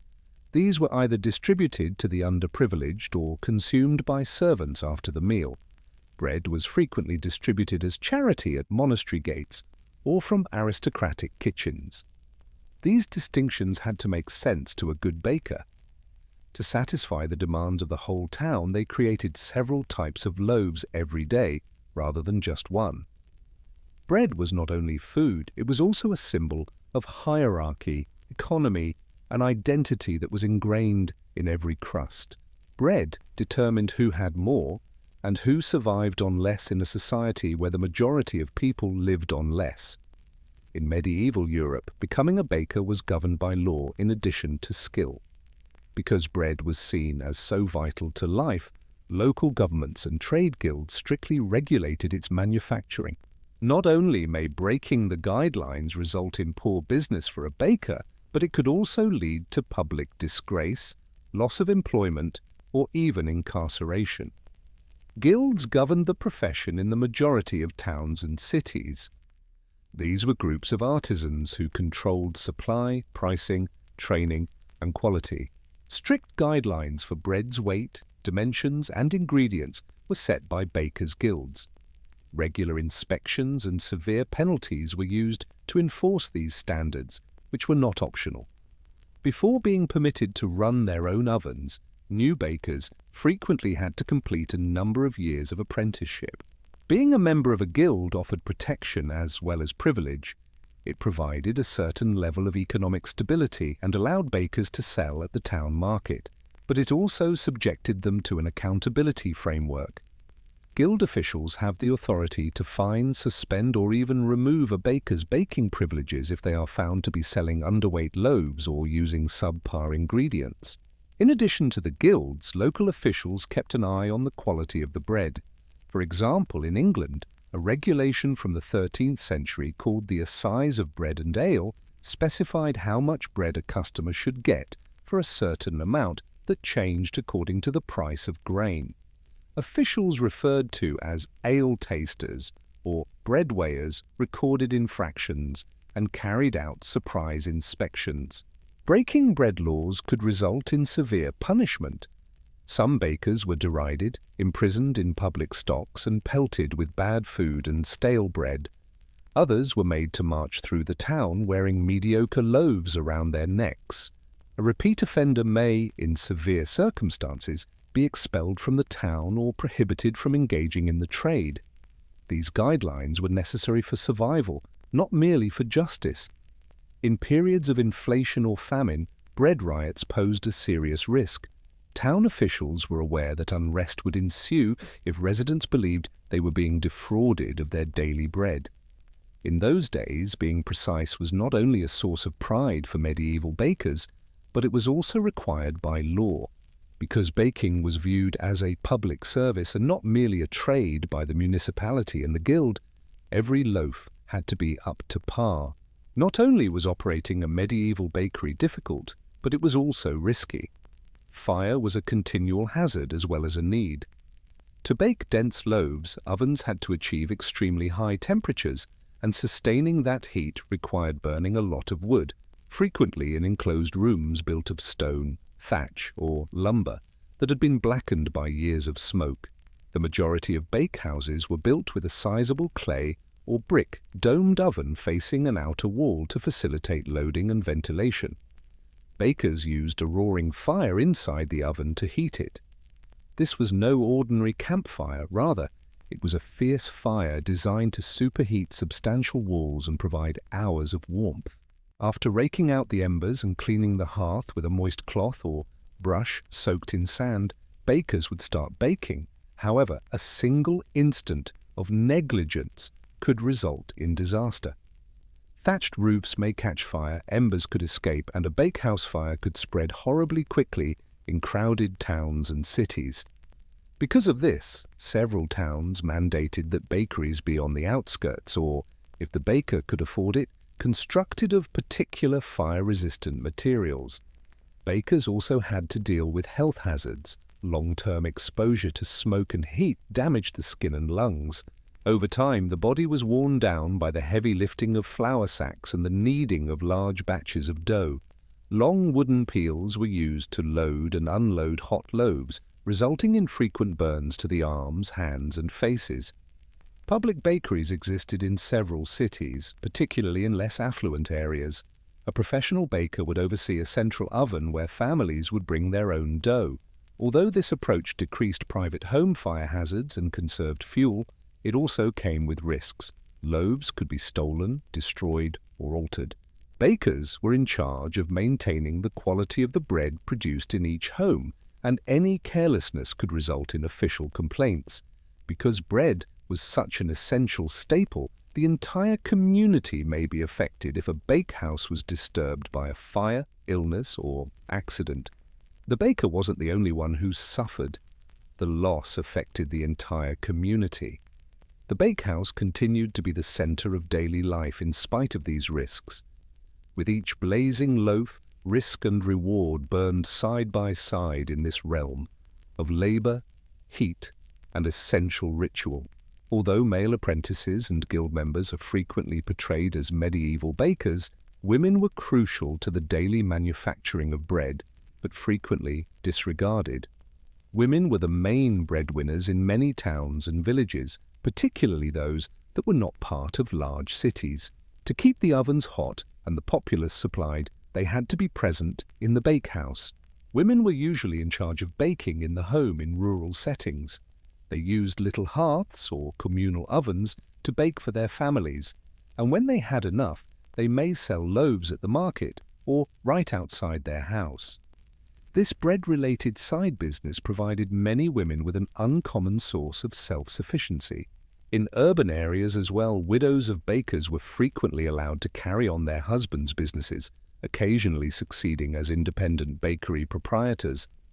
Although they weren't totally exclusive, guilds were typically dominated by men. Female bakers were officially recognized in several areas, particularly in France and Germany. In addition to operating bakeries and training apprentices, including daughters or nieces, women might inherit licenses. Some even successfully petitioned for and were granted full guild rights, despite the legal and social obstacles they had to overcome. In bakehouses, women carried out the same arduous tasks as men, preparing dough in enormous troughs, transporting flour and water, controlling oven temperatures, and selling bread in marketplaces. Many also sold bread, ambulating the streets with carts full of loaves or baskets placed on their heads. Managing daily sales and interacting directly with customers, these women were frequently the bakery's public face. In spite of their efforts, women were frequently paid less and given less credit than males. They were more vulnerable to charges of selling underweight bread or poor quality loaves and faced hefty penalties for offences. Still, female contribution was crucial, especially during times of war or epidemic when males were away and communities relied on women to support the food supply. Baking also had connections to caregiving and parenthood. A lady with good baking skills was regarded as respectable and capable, maintaining traditions, feeding her family, and imparting information. Recipes and baking methods were passed down as heirlooms from mother to daughter in many families. Women used bread to influence medieval civilization everywhere, from hamlet ovens to aristocratic kitchens. Their hands were among the first to touch the dough that would feed entire villages, yet history frequently did not give them names. Bread was more than just nourishment in medieval Europe. It was considered sacrosanct. Few organizations had a greater impact on bread making than the church, which not only devoured enormous amounts of bread, but also defined its distribution, regulation, and symbolism. Bread was a representation of life, sacrifice, and the presence of God in both monasteries and cathedrals, as well as in hamlet chapels. The Eucharist, the Christian ritual in which bread became the body of Christ, was central to this relationship. This bread, also known as the host, had to be prepared according to precise rules. It had to be unleavened, and only the best white wheat flour could be used. This sacred task was given to particular monks in monasteries, who baked in special ovens in silence, frequently at night. These wafers were treated with the utmost respect and stamped with holy insignia. However, the Church's connection to bread extended well beyond custom. In medieval Europe, monasteries were among the biggest producers of food and land. Numerous individuals operated their own bakeries, generating enormous quantities of bread for the monks, their employees, and visitors. Several portions of bread were usually served with cheese, ale, or pottage as part of the daily monastic diet. Monasteries were also lifelines for the impoverished, giving alms bread to travelers and beggars who waited at the gates. Bread was regularly donated to cathedrals and parish churches by affluent patrons and local bakers. These offerings could be utilized in ceremonial processions, given to the poor, or displayed on feast days.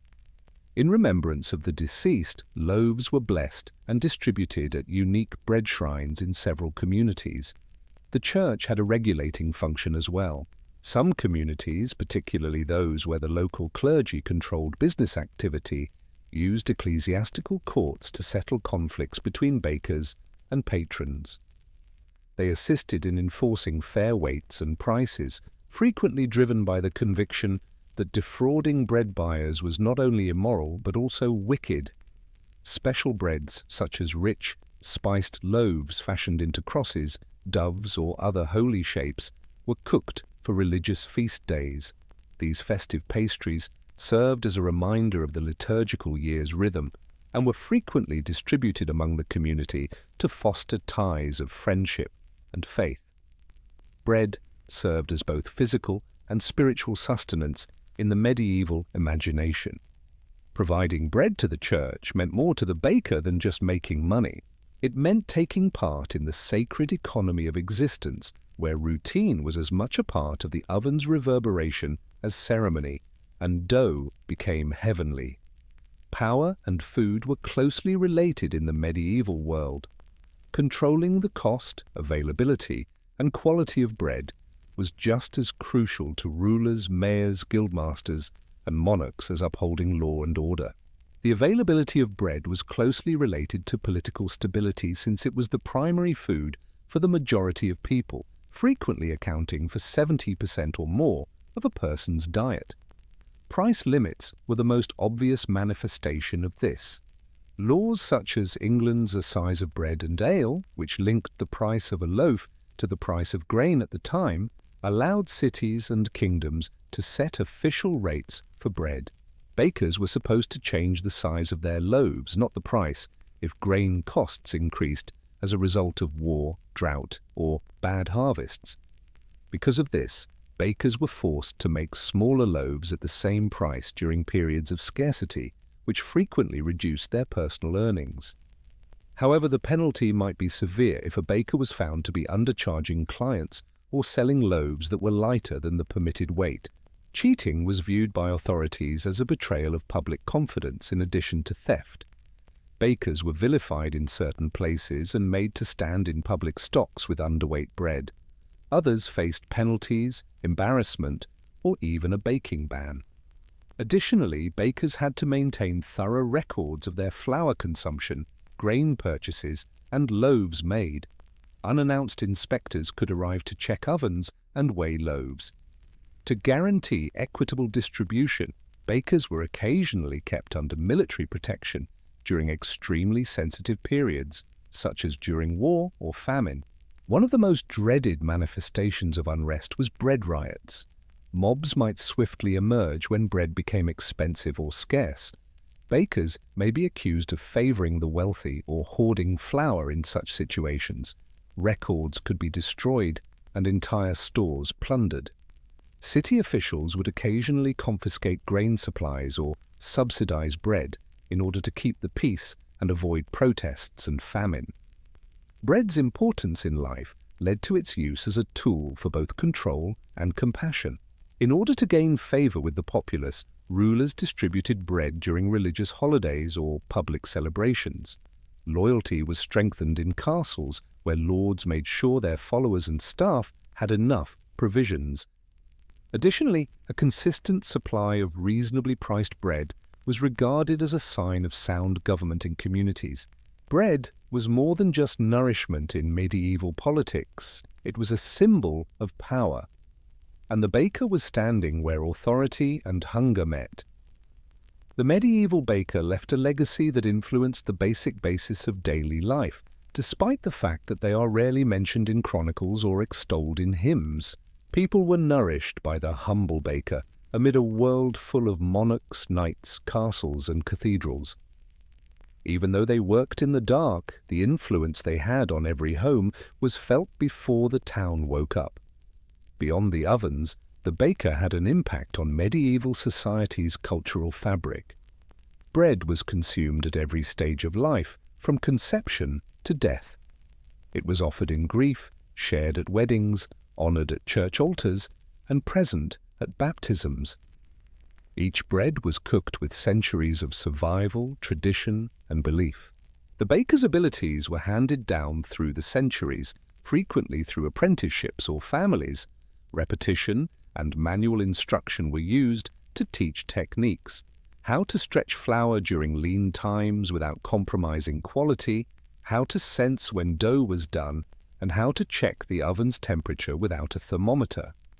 These customs have strong local and communal roots.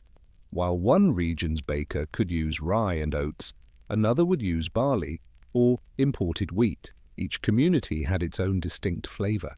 The function of the baker changed over time as towns and trade flourished. Commercial bakeries proliferated by the late Middle Ages, when baking started to evolve from a tiny home hobby to a thriving business. Better road infrastructure made it easier for grain to travel from farms to markets, and innovations like windmills and watermills increased the output of flour. The fundamental rhythm of baking stayed the same in spite of this advancement: get up, knead, form, heat, and nourish. The medieval baker was the silent steward of a cycle as old as civilization. Echoes of their work can still be heard today. Companies, which means with bread, is the Latin root of the word companion in many languages. A reminder that life was shared when bread was shared. The common ovens of medieval communities established the basis for today's neighborhood bakeries, while the guilds that formerly governed bakers cleared the path for contemporary food safety regulations. The lasting existence of a society is ultimately what the medieval baker left behind, not just the breads they produced. They fed more than bodies with bread, fire, and faith. Whole cultures were sustained by them.